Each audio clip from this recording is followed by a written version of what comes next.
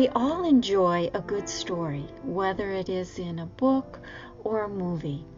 And children are wonderful at creating their own stories. And oftentimes their stories are about them being triumphant and heroic.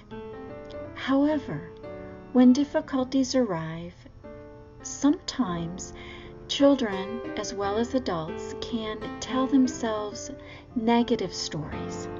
For example, let's say a child is being bullied at school. Well, the child may begin to tell themselves the story of, there's something wrong with me, no one wants to be my friend, I deserve this kind of treatment.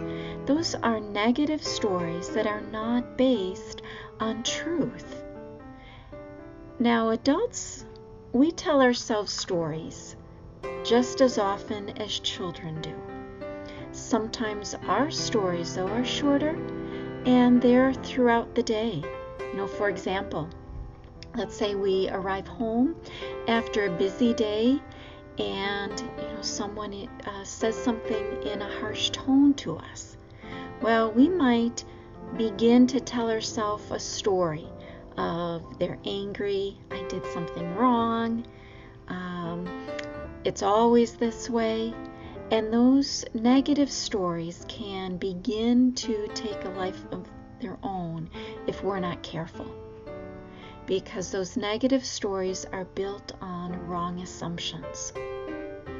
And if we see our children having negative stories, we can help them to rewrite those stories into something positive, into something with a better ending for themselves. And if we as adults are telling ourselves those negative stories, by being aware of it, we can tell ourselves positive stories that will give us grace and space to have a positive ending, or strength to deal with a negative ending.